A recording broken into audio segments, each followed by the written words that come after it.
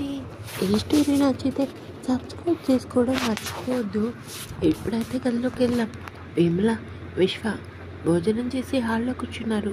సీత మళ్ళీ అన్ని గిన్నెలు కడిగి ఉదయం నుంచి ఏం తినకపోవడంతో ఆకలి గుర్తొచ్చి గిన్నెల వైపు చూసింది. అన్నీ ఖాళీగా తనని వెక్కిరించేసరికి జ్యూస్ తాగి తన రూమ్కి వెళ్ళిపోయింది. ఉదయం నుంచి వంటగదిలోనే పనిచేసి అలసిపోవడంతో బెడ్ మీదకి రాగానే వెంటనే నిద్ర పట్టేసింది సీతకి. విమల ప్రసాద్ రావడంతో రండన్నయ్య.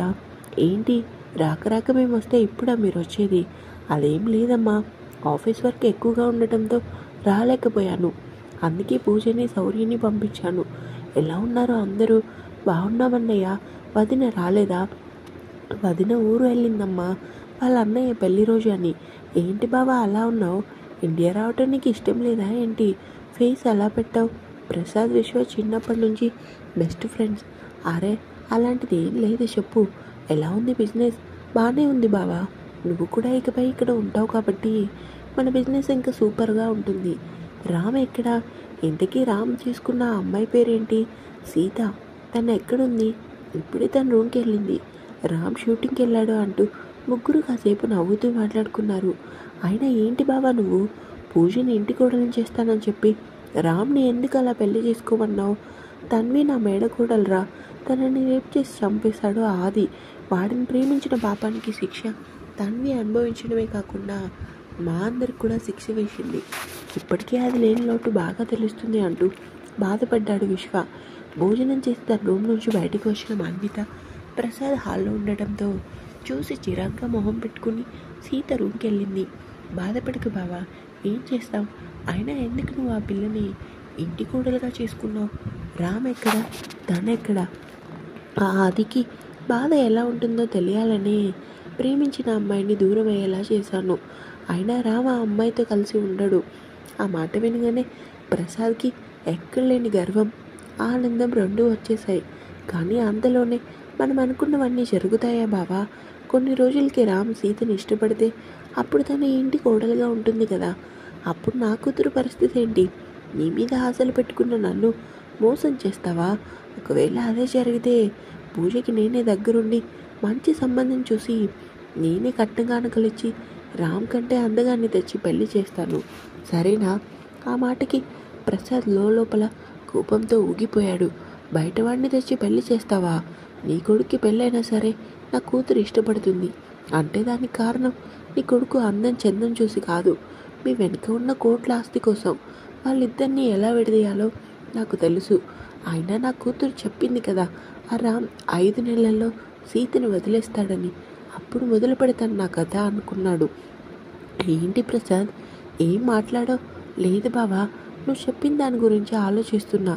నీ మాట నేనెందుకు కాదంటాను అని కాసేపు విమల విశ్వతో మాట్లాడి అక్కడి నుండి వెళ్ళాడు ప్రసాద్.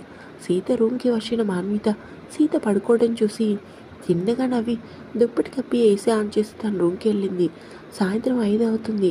మెలకు రావడంతో గబగబా బైక్ లేచి ఫ్రెష్ అయి కిందకు వచ్చింది సీత. సోఫాలో కూర్చొని టీవీ చూస్తున్న విమలను చూడగానే సీతకి భయం వేసింది. వచ్చావా? ఇదేమన్నా నీ ఇల్లు అనుకుంటున్నావా? నీకు ఇష్టం వచ్చినంతసేపు పడుకోవటానికి. ఇంటి పని వంట పని ఎవరు చేస్తారని సీత ఏం మాట్లాడలేదు.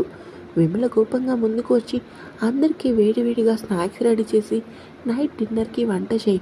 చిత్రకి ఇచ్చాను లిస్ట్, అవన్నీ నువ్వే చేయాలి, అర్థమైందా? సరేనండి అని సీత కిచెన్ రూమ్కి వెళ్ళింది. అప్పుడే కిందకి వచ్చిన మాన్విత, ఎందుకమ్మా వచ్చిన దగ్గర నుంచి ఆ అమ్మాయిని అలా సాధిస్తున్నావు? తప్పు చేసింది వాళ్ళ బావ అయితే ఈ అమ్మాయిని ఎందుకు అందరూ బాధపెడుతున్నారు?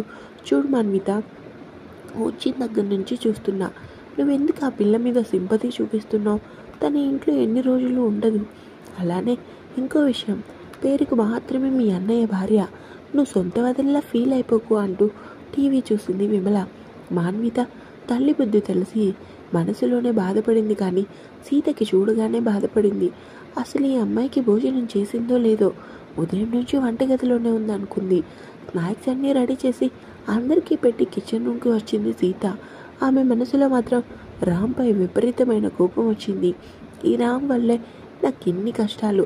ఇంటికి వస్తాడు కదా, అప్పుడు చెప్తాను నీ పని. నన్ను నిజంగానే పనిదాన్ని చేశావంటూ గాయమైన చేతిని చూసుకొని బాధపడింది సీత. ఏం చేస్తున్నావు వదినా అంటూ లోపలికి వచ్చింది మాన్విత. అందరిలోనూ తానే మంచిదానిలా కనిపించింది సీతకి.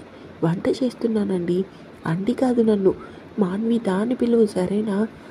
కానీ ఎవరు లేనప్పుడు మాత్రమే పిలుస్తా సరేనా అంటూ నవ్వింది. సరే వదిన అంటూ కిచెన్ గట్టుపై కూర్చుని అమ్మ పెద్ద లిస్ట్ ఇచ్చినట్టుగా ఉందిగా. అవును మాన్విత, వంటలన్నీ చూసి వదిన అమ్మ చెప్పిన వంటలన్నీ నేను చేస్తాను, నేను చెప్పిన వంటలు నువ్వు చేస్తావా? సీత ఏం అర్థం కాక చూసింది. ఏంటి వదిన అలా చూస్తున్నావు? మీ అమ్మ చెప్పిన వంటలు నువ్వు చేయటం ఏంటి? అవన్నీ వాళ్ళకి ఇష్టమైనవి, అందుకే అవి నేను వండుతా. కానీ మా అన్నయ్యకి ఇష్టమైన వంటలు మాత్రం నువ్వే వండాలి. ఆ మాటకి చిత్ర సంతోషంగా మాన్విత వైపు చూసింది. సీత మాత్రం నీకు మీ అన్నయ్య అంటే చాలా ఇష్టమా? అవును వదిన. ఎందుకు అలా అడిగావు?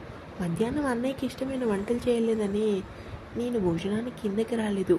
మా అమ్మ ఎప్పుడూ అంతే, అలానే కోపంగా ఉంటుంది. నువ్వు చాలా మంచిదానివి మాన్విత. మాన్విత నవ్వుకొని చిత్రమ్మ తన రూమ్కి వెళ్ళింది. అమ్మ ఏ టైంలో బయటికి వస్తుందో తెలీదు, అందుకే నువ్వు బయట కాపలాకాయ్, నేను వదినకి హెల్ప్ చేస్తా. అలానే అమ్మాయి గారు అంటూ చిత్ర బయటకు వచ్చి ఖాళీగా ఉండటం ఇష్టం లేక కబోర్డ్స్ క్లీన్ చేస్తూ మధ్య మధ్యలో విమల రూమ్ చూసింది. ఇక్కడ మాన్విత సీత ఇద్దరు కబుర్లు చెప్తూ నవ్వుతూ వంట చేశారు. వదిన అన్నీ రెడీ, నువ్వు స్నానం చేసే, చాలా చెమట పట్టేసింది, నీకు మళ్ళీ కిందకి రావాలి కదా, అన్నయ్య వచ్చే టైం అవుతుంది. లేదు మీ అన్నయ్య వచ్చేసరికి లేట్ అవుతుంది మాన్విత, అయినా అన్నయ్య వచ్చే వరకు నువ్వు వెయిట్ చేయవదినా. అలానే ఇంకో విషయం, మంచి చీర కట్టుకో. ఎందుకు మాన్విత? ఎందుకంటావేంటి? రాగానే భర్త కంటికి భార్య అందంగా కనిపించాలి, వెళ్ళు వదినా. సీత విరక్తిగా నవ్వుకుని తన రూమ్కి వచ్చింది. స్నానం చేసి ఎప్పట్లానే రెడీ అయ్యి బెడ్ మీద కూర్చుంది. పదే పదే ఆదితో గడిపిన క్షణాలు గుర్తురాగానే మనసంతా భారంగా అయింది సీతకి. తనను తాను సముదాయించుకుని కిందకి వచ్చి అందరికీ భోజనం వడ్డించి తన పని తాను చేసుకుంటూ సమయం అలా రాత్రి 10 అవటంతో సీత ఆలోచనలతో సతమతమవుతూనే కిచెన్ రూమ్ క్లీన్ చేసి సోఫాలో కూర్చుని రామ్ కోసం వెయిట్ చేసింది. ఎంతకీ రామ్ రాకపోయేసరికి సీత అలా తల వెనక్కి వాల్చి కళ్ళు మూసుకుంది. తెలియకుండానే తనకి నిద్ర పట్టేసింది. కాసేపటికి రామ్ కార్ పార్క్ చేసి లోపలికి వచ్చాడు. ఏ రోజైనా ప్రేమగా తల్లిమిరి నవ్వుతూ మాట్లాడే అమ్మ నాన్న తన కోసం ఎదురు చూస్తారా అన్న ఆశతో లోపలికి అడుగుపెట్టిన రామ్కి నిరాశనే ఎదురైంది. తను ఆశపడ్డం, ఇంటికి రాగానే ఆ ఆశ నెరవేరకపోవటం ఎప్పుడు జరిగే తంతు కావడంతో ఎదురుగా ఉన్న సీతను చూశాడు. అలసిన శరీరంతో ఎంతో గాఢంగా నిద్రపోతుంది సీత. తన కోసం ఈ ఇంట్లో ఒక జీవి ఉందని తన మనసు చెప్పేసరికి రామ్ తనలో తానే బాధపడ్డాడు. కానీ అంతలోనే సీతకి తనకి మధ్య ఉన్న బంధం గుర్తురాగానే విరక్తిగా నవ్వుకొని సీత దగ్గరకు వచ్చాడు. సీత సీత అంటూ ఆమెను పిలిచాడు. కానీ సీత లేవలేదు. తనని డిస్టర్బ్ చేయటం ఎందుకని ఫ్రిడ్జ్ దగ్గరికి వెళ్ళి వాటర్ తాగి సీత దగ్గరకు వచ్చాడు. అయినా సీత పడుకొని ఉండేసరికి తనని 2 చేతులతో ఎత్తుకొని బెడ్రూమ్కి తీసుకెళ్ళి పడుకోబెట్టి టవల్ తీసుకొని వాష్రూమ్కి వెళ్ళాడు. షవర్ కింద నించుని ఆలోచిస్తున్నాడు రామ్. వాళ్ళ సొంత బిడ్డని కాదని మా అమ్మ ఎవరు? నా రక్తం ఎవరిది? మా అమ్మ నాన్న ఎవరు? 2 సంవత్సరాల నుంచి మా అమ్మ నాన్న ఎవరో తెలుసుకోవడానికి ప్రయత్నం చేస్తూనే ఉన్నా కానీ ఏ ఆచూకీ తెలియటం లేదు. ఎంతకాలమని ఈ ఇంట్లో ఉంటాను? నాన్నకి నేనంటే ఇష్టం లేదు, అమ్మకి నేను అసలు గుర్తులేను. నా కోసం ఆలోచించే చెల్లి, మొహమాటంగా పలకరించే తాతయ్య, ఇంకా సీత తను వేరొకరు సొత్తు. తనని జాగ్రత్తగా వాళ్ళ మామయ్యకి ఇవ్వాలి. తన్వి చనిపోయిందన్న కోపం ఆమె మీద చూపిస్తున్నాను. నన్ను క్షమించు సీత అనుకుని స్నానం చేశాడు. బెడ్ మీద పడుకున్న సీత ఒక్కసారిగా పైకి లేచింది. నేను ఎలా వచ్చాను? నన్ను ఎవరు రూమ్కి తీసుకొచ్చారు అనుకుని బెడ్ మీద ఉన్న ఫోన్ చూసి వచ్చేసారా ఈయన అనుకుని గబగబా పైకి లేచి సింక్ దగ్గరికి వెళ్ళి ఫేస్ వాష్ చేసుకొని కిచెన్ రూమ్కి వచ్చింది సీత. అతని కోసం వండిన కర్రీస్ వెయిట్ చేసి భోజనం ప్లేట్లో పెట్టుకొని రూమ్కి వచ్చింది.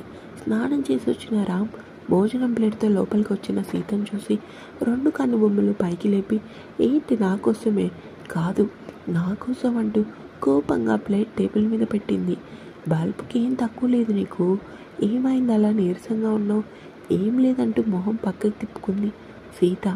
పెద్ద మెంటల్ కేసు ఇది, అనవసరంగా పెళ్లి చేసుకుని చచ్చాను అనుకుని డ్రెస్సింగ్ రూమ్కి వెళ్ళి రెడీ అయ్యి బయటికి వచ్చి మిర్రర్ దగ్గరికి వెళ్ళి హెయిర్ స్టైల్గా దూకుంటుంటే నీ సోకులన్నీ తర్వాత ముందు తిను అంటుంది.